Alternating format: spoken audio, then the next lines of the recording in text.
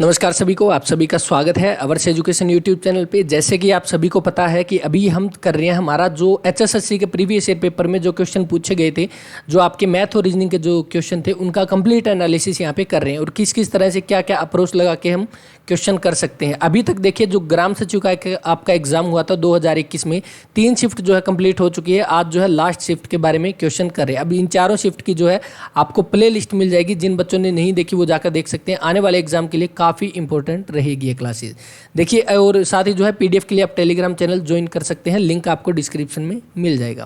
देखिए, दी गई श्रृंखला में क्वेश्चन मार्क के स्थान पर अक्षरों का निम्नलिखित में से कौन सा समूह आएगा। तो आपके सामने यहाँ पे एक श्रृंखला दी हुई है, सीरीज दी हुई है, जैसे AZB CYD और EXF और IVJ, और ये वाला जो निशान है यानी इस स्थान पर क्या आएगा। तो आप यहाँ पर देख सकते हैं, रीजनिंग जो है लॉजिक से होगी, प्रैक्टिस से होगी। जितनी ज़्यादा प्रैक्टिस करोगे उतना आसानी से जो है इस तरह के क्वेश्चन आप सोल्व कर पाओगे। और जो बच्चे जो है प्रैक्टिस करते हैं उनको देखते ही समझ आ गया होगा। देखिए AB यानी पहला और लास्ट अक्षर, देखिए AB, उसके बाद लगातार जो है अगले का पहला और लास्ट CD, EF, यहाँ पे क्या आएगा GH और IJ, यानी कंप्लीट जो सीरीज है सभी को सेटिस्फाई कर रही है। यानी कि पहला G आएगा, बीच का हम फाइंड आउट करेंगे और लास्ट का H आएगा। अब ऑप्शन में देखिए, यहाँ पे क्या है, ये GH इसमें है, GH इसमें, यानी पहला और दूसरा जो है वो ऑप्शन कट चुके हैं। क्वेश्चन में जो है ऑप्शन को एलिमिनेट करना सीख जाओगे तो आपको क्या है, काफ़ी सारा टाइम बचेगा और आपको ज़्यादा जो है यानी स्मार्ट वर्क आप करना सीख जाओगे तो आपको काफ़ी बेनिफिट मिलेगा उस चीज़ का। उसके बाद देखिए, अभी बीच वाले नंबर पे आते हैं। देखिए ZY X और यहाँ पे क्या आएगा और यहाँ पे V, यानी कि जो इंग्लिश के अल्फ़ाबेट्स हैं वो क्या है, अपोजिट डायरेक्शन में यानी उल्टे डायरेक्शन में कम होते जा रहे हैं। जैसे हम इस साइड से चलते हैं, उसके बाद क्या है V, यहाँ पे क्या आएगा W एक बार लिख के देख लेते हैं, सेटिस्फाई करता है W, फिर X Y Z, यानी W यहाँ पे आ जाएगा और W यहाँ पे आ जाएगा। तो DWH ऑप्शन आपका C जो है वो यहाँ पे सेटिस्फाई कर गया। C ऑप्शन इस क्वेश्चन का राइट आंसर रहेगा। इस तरह से जो है आप अपनी लॉजिक लगा सकते हैं और देखते ही आपको पता चल जाएगा कि यहाँ पे क्या आएगा। प्रैक्टिस करते रहना पड़ेगा इसके लिए। देखिए A और B जो है वो भाई है, C और D बहनें हैं। हम ये मान लेते हैं कि A और B जो है वो क्या है, भाई है। उसके बाद क्या है, C और D बहनें हैं, ठीक है। A का पुत्र D का भाई है, A का पुत्र यहाँ पे दिया हुआ है, तो पुत्र क्या है, D का भाई है। A का पुत्र D का भाई है। यहाँ पे देखिए D क्या है, C और D बहनें हैं, यानी यहाँ पे C जो है वो बहन है, D जो है वो बहन है। यानी देखिए जो स्क्वायर में किया है वो उसका क्या मतलब है, मेल है, और जो सर्कल में किया है उसका मतलब क्या है, फीमेल है। तो इससे आप समझ जाओगे, जब भी क्वेश्चन करो इस तरह से जो है उनके जो है निशान लगा दीजिएगा। उसके बाद देखिए, यानी कि A का पुत्र है, ये जो क्या है, A का पुत्र D का भाई है, यानी ये जो पर्सन है ये क्या है, D का भाई है। यानी ये C और D क्या है, ये इनकी पुत्रियाँ हो गई, ये क्या होगी, इनकी बेटियां हो चुकी है C और D। अब क्या पूछा है कि B का C से क्या संबंध है। अब B का इस C से क्या संबंध है। पहले देखिए A से क्या संबंध है, A क्या हुआ, इसके पापा हो गए, और उसके बाद क्या है, ये इसका भाई है, B क्या है, A का भाई है, यानी B का C से क्या संबंध हो गया, इसका चाचा हो गया, यानी कि क्या हो गया, अंकल हो गया। अब आपको जो है ये क्वेश्चन में जब भी आए तो आपको ये चीज़ भी देखनी है कि यहाँ पे किसका किसके साथ रिलेशन पूछा गया है। यहाँ पे B का C से पूछा गया, यानी B जो है वो C के क्या लगता है, B जो है C का क्या लगता है, तो चाचा लगता है, अंकल लगता है। ऑप्शन सेकंड यहाँ पे जो है वो राइट आंसर रहेगा। मैं हर बार बोलता हूँ, किसी तरह का कोई डाउट हो तो आप बेझिझक कमेंट कर सकते हैं, कोई दिक्कत नहीं है। क्लास को 1 से 2 बार देखिए अगर समझ नहीं आता। और बाकी जो है अभी तक के जितने हमने क्वेश्चन किए काफ़ी ईजी लेवल के, आप मान सकते हैं मॉडरेट लेवल के जो क्वेश्चन पूछे गए थे आपके ग्राम सचिव के एग्जाम में। अभी जो है जैसे जैसे आपके पीछे के जो क्वेश्चन कवर करेंगे उनमें जो आपका लेवल है वो भी इंक्रीज होता जाएगा। देखिए, एक निश्चित कूट में ब्रदर को क्या लिखा गया है, ये कोड लिखा गया है। ड्रीम को क्या लिखा गया है, ये कोड लिखा गया है। तो इस तरह से थ्रेड को हमें बताना है कि इसको क्या लिखेंगे।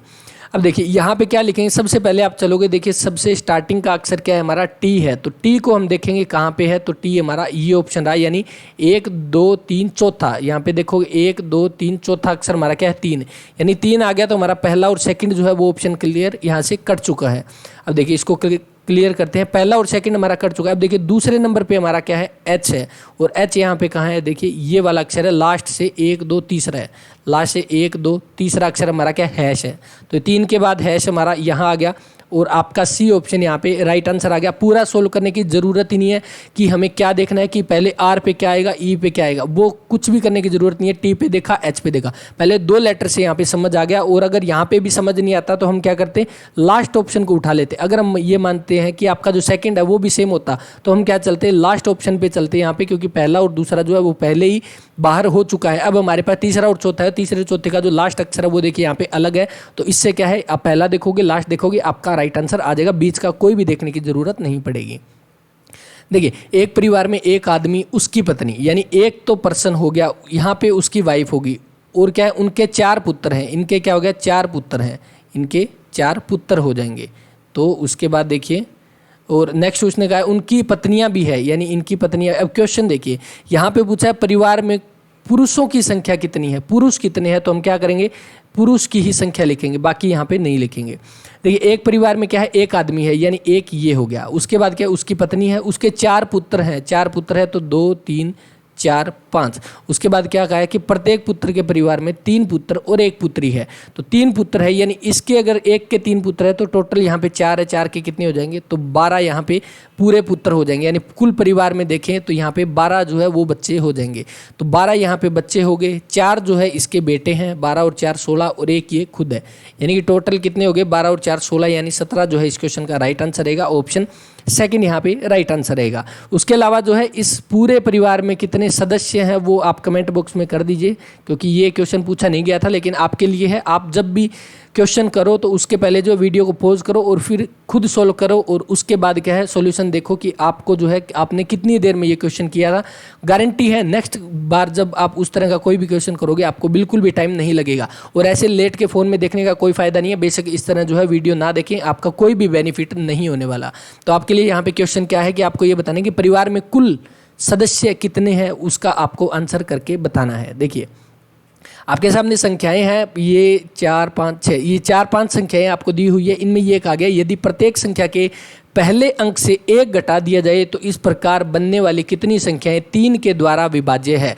पिछली क्लास में मैंने बताया था कि आपको क्या है, डिविजिबिलिटी रूल जो है उसके बारे में बताया था, और वो जो है यहाँ पर देखिए कितना आसानी से जो है इस क्वेश्चन को कंप्लीट कर पाओगे। अब आप क्या करोगे, अगर आपने डिविजिबिलिटी रूल नहीं देखा, आप कर सकते हो, कोई दिक्कत नहीं। हमारे पास क्या है, HSSC के एग्जाम में काफ़ी टाइम होता है, तो आप आराम से जो है इस तरह के क्वेश्चन कर सकते हो। जैसे यहाँ पे 5 7 4 है, इसने क्या बोला है कि प्रत्येक संख्या के पहले अक्षर से 1 घटा दीजिए, यानी 4 7 4 यहाँ पे आ जाएगा। दूसरा देखिए 6 5 8 है, 6 5 8 है, तो यहाँ पे कितना आ जाएगा, 5 5 8 आ जाएगा।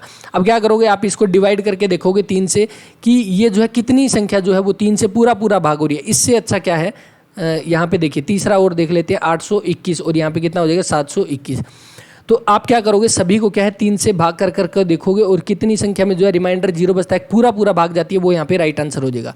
दूसरा मेथड यहाँ पे क्या है, देखिए 3 का जो है वो रूल क्या कहता है कि 3 जो है सिर्फ उन्हीं संख्याओं को भाग करेगा जो जिन संख्याओं का जो है टोटल सम, यानी टोटल जोड़ जो है वो क्या होगा, 3 से भाग होगा। अब देखिए यहाँ पे क्या है, 3 से भाग होगा, यानी जो भी नंबर दिया हुआ है उसके टोटल जो डिजिट दिए हुए हैं उनको क्या करेंगे, हम ऐड कर लेंगे, और यहाँ पे ऐड करने के बाद देखिए कितना आएगा, 7 और 5 12 और 4 16 यहाँ पे ऐड हो जाएगा। अब इसने क्या बोला है कि एक यहाँ से माइनस करना है, पहले से एक माइनस करेंगे तो कितना आ जाएगा, 15, यानी पहले का कितना हुआ 15, यानी कि ये पूरा भाग जा रहा है। दूसरा देखिए 6 और 5 11 और 8 19, 19 है, 19 में से एक माइनस करेंगे कितना आ जाएगा, 18, क्योंकि माइनस करने का इसने बोला है कि एक जो आपके पहले अंक से कितना 1 घटा दिया जाए। तो यहाँ पे दूसरा कितना है, 18, यानी 18 भी 3 के टेबल में आता है, 3 जो है इसको पूरा डिवाइड करता है, तो ये संख्या भी 3 से पूरा भाग हो जाएगी। तीसरा देखिए 8 और 2 10 और 1 11, 11 में से 1 गया 10, यानी ये इसको भाग नहीं करता। नेक्स्ट देखिए 9 ये है, और 5 और 4 9, 9 और 9 18, 18 में से 1 गया 17, यानी कि ये भी इसको भाग नहीं करता। नेक्स्ट देखिए 4 और 2 6 और 7 13, 13 में से 1 गया 12, यानी ये इसको भाग करता है। तो यहाँ पर देखिए 15 18 और 12, 3 संख्याएं ऐसी है जो एक माइनस करने के बाद जो है 3 से पूरा भाग जाएगी। तो यहाँ पे सी ऑप्शन जो है वो इस क्वेश्चन का राइट आंसर रहेगा। ये तो था डिविजिबिलिटी रूल से। और दूसरा जो है आपका मेथड क्या रहेगा, आपको मैंने बता दिया, 5 7 4 को आप क्या लिखोगे, 4 7 4, और उसके बाद आप 3 से डिवाइड करके देखोगे तो आपका कितना आएगा, 3 एकम 3, यहाँ पे कितना 17 बचा, 3 5 15 और 3 8 है 24, यानी ये यहाँ पे 0 रिमाइंडर बचा, तो ये पूरा भाग जाएगा। इस तरह से जो है आप इनको कर सकते हैं, मर्जी आपकी है, किसी भी तरह से कीजिए, लेकिन आंसर आपका आना चाहिए। और वीडियो को देखने से पहले आपका आंसर आना चाहिए, यानी कि मेरे करवाने से पहले वीडियो को पॉज करके देखो, तभी जो है आपका फ़ायदा है।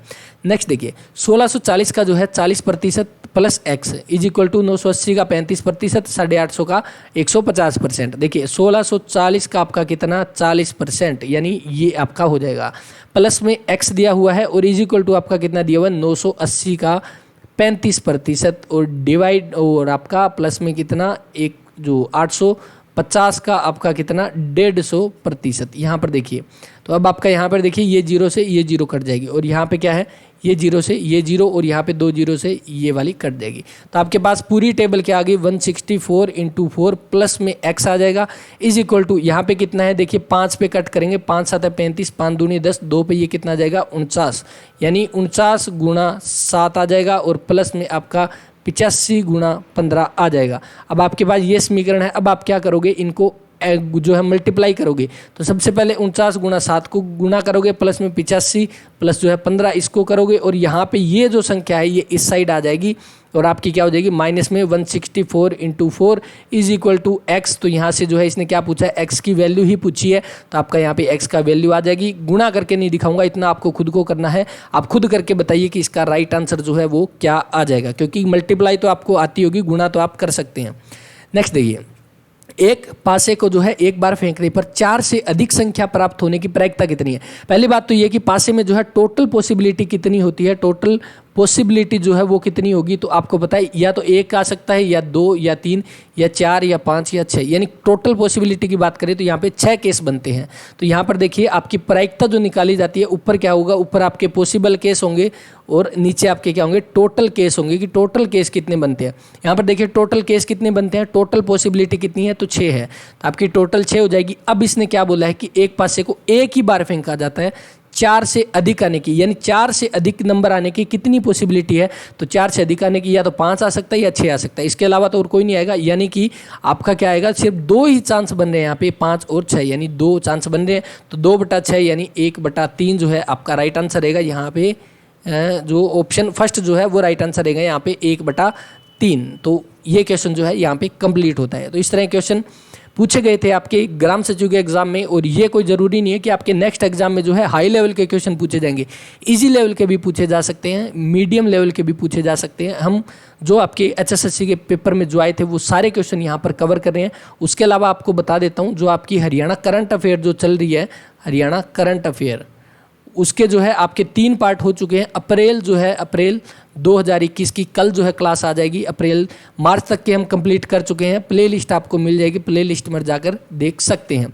उसके अलावा जीके और जीएस का जो क्वेश्चन चल रहे हैं उसमें क्या है, हम 14 क्लास कर चुके हैं और उन 14 क्लास में HSSC के प्रीवियस ईयर क्वेश्चन उठाए गए हैं, और उन क्वेश्चन में क्या है आपके जितने भी पॉसिबल चांस बनते हैं और क्वेश्चन के, यानी क्वेश्चन से जितने क्वेश्चन अलग निकल सकते हैं वो सारे उसमें कवर किए हैं, और साथ ही जो है आपके जो HSSC के द्वारा क्वेश्चन पूछे गए थे वो सारे उसमें कवर किए गए हैं। एक बार जाकर ये 14 क्लास देखें और उनके नोट्स जरूर बनाएं। 14 क्लास के नोट्स बनाओगे तभी उसका फायदा मिलेगा। 14 क्लास देखकर उनके नोट्स बनाएं और आप खुद देखोगे कि कितने अच्छे लेवल के और वो क्वेश्चन किए हैं जो आपने एग्जाम में देखे भी हैं। देखिए, निम्न विकल्पों में असंगत संख्याओं युग्म समूह चुनिए, यानी इनमें से आपको क्या बताना है, ओड जो है वो अलग बताना है कि अलग क्या है। तो अब देखिए यहाँ पे क्या डिफरेंस बनता है, सबसे पहले इनका डिफरेंस देखिए कितना है, 5 और 7, 5 और 2 यानी यहाँ पे 7 का डिफरेंस है। यहाँ पे देखिए 83 और 7 90 और 2 92 यानी 9 का, यहाँ पे 8 और 1 9 का डिफरेंस, यहाँ पे 6 और 3 9 का डिफरेंस। तो आपको साफ पता लग गया, ऑप्शन ए आपका राइट आंसर रहेगा, क्योंकि इन दोनों नंबर के बीच में जो है डिफरेंस कितना है, तो डिफरेंस आपका रहेगा 7 का और बाकी तीनों में कितना है 9 का। तो आपका क्या है अलग कौन सा निकल गया, ऑप्शन ए आपका राइट आंसर रहेगा। नेक्स्ट देखिए, आपको क्या बोला गया है कि यदि प्लस का अर्थ घटाना है और गुना का अर्थ भाग करना है तो आपको क्या बताना है, इसको आपको सोल्व करके बताना है। ये आपके सामने समीकरण दी हुई है। तो देखिए अब आपने इसने क्या बोला है कि जो आपका क्या है प्लस का अर्थ घटाना है, यानी यहाँ पे प्लस है, इसका मतलब क्या है, यहाँ पे क्या है हम इसको माइनस कर देंगे यहाँ पे। ओके, तो देखिए यहाँ पे क्या है माइनस कर देंगे, उसके बाद क्या है भाग, भाग का अर्थ क्या है यहाँ पे जोड़, यहाँ पे क्या कर देंगे जोड़ कर देंगे। गुना का अर्थ क्या है भाग करना, यानी यहाँ पे हम भाग कर देंगे, और प्लस का अर्थ क्या है घटाना, और माइनस का अर्थ कितना है गुना करना, तो यहाँ पे गुना कर देंगे।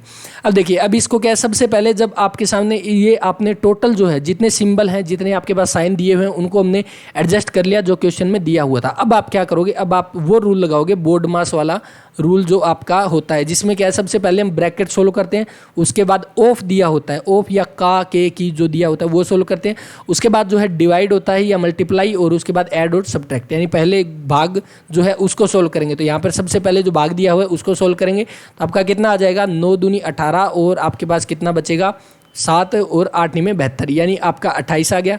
उसके बाद यहाँ पर कितना है 5, तो 28 5 आपका कितना हो जाएगा, देखिए 5 या 40, 4 और आपका कितना 14, 140 यहाँ पे ये आ गया। उसके बाद देखिए -32 और प्लस आपका 92 ये आ गया। अब देखिए ये माइनस का 32 है, ये 92 है, अब इन दोनों को सोल्व करेंगे तो हमारा कितना आ जाएगा प्लस का 60 और 140 आपका यहाँ पे है, यानी कुल मिलाकर आपका जो राइट आंसर जो रहेगा ऑप्शन बी आपका राइट आंसर रहेगा। 200 जो है इस क्वेश्चन का राइट आंसर बन जाएगा। जब भी आप इस तरह क्वेश्चन करो तो आपको सबसे पहले क्या है, आपको ये वाली चीज़ें जैसे आपके सामने है, पहली बात तो आप अगर पेपर में लिखो तो ठीक है, वरना जो है इस तरह से जो आप अपने रफ वर्क में आप इस तरह से लिख लीजिए 32 और 92। अब क्या करोगे, आप यहाँ पे सिंबल लिखोगे जो आप इसमें दिए हुए हैं, गुणा को क्या कहते हैं, तो गुणा को यहाँ पे भाग का आ जाता है, तो सबसे पहले आप भाग लिख लोगे। इस तरह से लिखकर जो है आप इसको सोल्व करोगे तो आपका जो है बड़ी आसानी से आंसर निकल आएगा। देखिए आपके सामने ये इक्वेशन दी हुई है, हालांकि यहाँ पे थोड़ी सी मिस्टेक है क्वेश्चन में। देखिए a की पावर x है, b की पावर y है और c की पावर यहाँ पे z है, और हमसे क्या पूछा है b square is equal to आपका क्या है ac है, तो हमें y का मान बताना है कि क्या रहेगा। अच्छे लेवल का क्वेश्चन था कुल मिलाकर जो अब तक हमने क्वेश्चन किए हैं उनमें। तो देखिए a की पावर x है इज इक्वल टू b की पावर y है इज इक्वल टू c की पावर जो है वो कितनी है z है। तीनों जो है आपको इक्वल दिए हुए हैं, तो आपका क्या आएगा यहाँ पे कि हम ये मान लेते हैं कि ये तीनों एक नंबर के बराबर है, जो क्या है हमारा k है। अब देखिए अगर k के बराबर है तो a की पावर x जो है इज इक्वल टू हमारा क्या हो जाएगा k, और हमारा b की power y is equal to क्या हो जाएगा k, और c की पावर z हमारा क्या हो जाएगा k। अब देखिए इधर अगर इसकी पावर x है तो अगर पावर हम जो बराबर के इक्वल के उस साइड लेके जाएंगे तो पावर आपकी क्या हो जाएगी डिवाइड में, यानी नीचे की साइड आ जाएगी, और नीचे की साइड आ जाएगी यानी कि आपका अगर यहाँ पे पावर x है, अगर हम इसको इस साइड लेके जाएंगे तो आपकी क्या हो जाएगी ये 1/x यहाँ पे आ जाएगी। तो अब हमारा देखिए a की वैल्यू हमारी क्या हो जाएगी k की पावर 1/x, b की वैल्यू हमारी क्या हो जाएगी k की पावर 1/y, c की पावर c हमारी क्या हो जाएगी k की पावर 1/z। तो हमने क्या माना कि ये तीनों आपस में बराबर है, तो हमने ये मान लिया कि ये सारे जो है किसके k के बराबर है, यानी एक कांस्टेंट मान लिया कि इस कांस्टेंट के बराबर है। यहाँ से हमारी क्या आ गई a b और c की जो है वो वैल्यू आ गई। अब हमें क्या करना है, जो सेकंड इक्वेशन आपके सामने दी हुई है b square is equal to ac, इसमें क्या करेंगे हम इसको पुट करेंगे। b की वैल्यू हमारी कितनी है, तो b की वैल्यू आप देख सकते हैं k की पावर 1/y, 1/y, और इसका स्क्वायर है यानी यहाँ पे ऊपर क्या आ जाएगा 2 आ जाएगा इज इक्वल टू। अब देखिए k की पावर कितनी है, a की वैल्यू हमारी कितनी आ जाएगी, तो a k की पावर 1/x गुणा में k की पावर 1/z ये आ गई। अब देखिए अगर बेस सेम होता है हमारा, जब भी हम इस तरह क्वेश्चन करते हैं तो आपके सामने क्या है, जहाँ पे बेस सेम है, देखिए यहाँ पे k और k बेस सेम है तो पावर हमारी क्या हो जाएगी ऐड हो जाएगी, और यहाँ पे कितना हो जाएगा k की power 2/y is equal to k की पावर 1/x प्लस k की पावर 1/z ये हो जाएगी। अब देखिए बेस हमारा सेम है तो हम क्या करेंगे, पावर को यहाँ से इसको यहाँ पे लिख लेते हैं। तो देखिए k की पावर हमारी क्या हो जाएगी, तो यहाँ पे हम क्या लिख सकते हैं इसको 2/y और is equal to 1/x plus 1/z हम इसको जो है वो लिख सकते हैं। यहाँ पे जो है इसका पेन चेंज कर लेते हैं एक बार ताकि आपको अच्छे से समझ आ जाए। देखिए हमारा क्या हो जाएगा 2/y 1/x और 1/z ये हो जाएगी। अब देखिए यहाँ पर हम इनका एलसीएम लेंगे तो 2/y इज इक्वल टू ये z प्लस x डिवाइड में xz, और यहाँ पे क्या पूछा गया है y की वैल्यू हमसे पूछी गई है। देखिए यहाँ पे क्या पूछा गया है y की वैल्यू पूछी गई है, तो यहाँ पे y की वैल्यू हमारी कितनी आ जाएगी, तो y इस साइड चला जाएगा और ये इस साइड आ जाएगा, यानी 2xz डिवाइड में x प्लस z जो है इसका राइट आंसर रहेगा। और यहाँ पर आप देख सकते हैं जो राइट आंसर ऑप्शन सेकंड यहाँ पे राइट आंसर रहेगा। क्या रहेगा, ऑप्शन सेकंड यहाँ पे राइट आंसर रहेगा। अब बताइए यहाँ पर जो है आपका ये क्वेश्चन क्लियर है, और अगर क्लियर नहीं है तो आप जो है दोबारा से इस क्वेश्चन को रिपीट में देखिए। इस तरह के क्वेश्चन जो है आपके पूछे जा सकते हैं, किसी तरह का कोई डाउट नहीं होना चाहिए। अगर कोई डाउट है कमेंट जरूर कीजिए, नेक्स्ट क्लास में दोबारा से क्वेश्चन लिया जाएगा और इसको जो है रिपीट में जरूर देखिए। अगर समझ नहीं आया, समझ आ गया तो अच्छी बात है। तो चलिए नेक्स्ट क्वेश्चन पे देखिए। वह सबसे बड़ी संख्या ज्ञात करें जिसे 43, 91 और 183 को विभाजित किया जाए तो प्रत्येक बार शेषफल समान ही बचता हो। यानी वो संख्या हमें बतानी है। आपके सामने 4 ऑप्शन है, इनमें से कि वो संख्या बताइए जिसको क्या है इन 3 नंबर से अगर डिवाइड करेंगे तो हर बार जो रिमाइंडर जो है वो सेम बचेगा। तो यहाँ पे क्या है, देखिए हम इस तरह के क्वेश्चन में क्या करेंगे, आप देखिए सबसे पहले हम 7 उठाएंगे। 7 उठाओगे तो आप देखोगे कि ये 91 को जो है पूरा डिवाइड करता है, लेकिन 43 को नहीं करता। यानी यहाँ पे 0 रिमाइंडर बचेगा और यहाँ पे कुछ ना कुछ रिमाइंडर बचेगा। ऑप्शन फर्स्ट यहाँ पे कट हो गया। 13 की बात करें, 13 91 को पूरा भाग करता है, 43 को नहीं करता, ये भी कट हो जाएगा। नेक्स्ट देखिए आपका कितना 9 आ गया। अब 9 का जो है आपको डिवाइड करने के लिए क्या करोगे, देखिए 9 को हम यहाँ पे करेंगे तो आपका कितना 3 रिमाइंडर बचेगा और यहाँ पे 91 को करेंगे तो 1 रिमाइंडर बचेगा। यानी कहीं ना कहीं जो है रिमाइंडर अलग बच रहे हैं, लेकिन इसने बोला है कि हर बार जो है प्रत्येक बार शेषफल समान बचना चाहिए, प्रत्येक बार शेषफल जो है आपका रिमाइंडर सेम रहेगा। तो यहाँ पे ये तीसरा भी नहीं रहेगा। अब 4 जो है ऑप्शन डी यहाँ पे राइट आंसर रहेगा। अगर 4 को हम 43 से डिवाइड करेंगे तो हर बार आपका क्या रहेगा, 3 रिमाइंडर यहाँ पे बचेगा। आप जो है इसको सोल्व करके भी देख सकते हैं।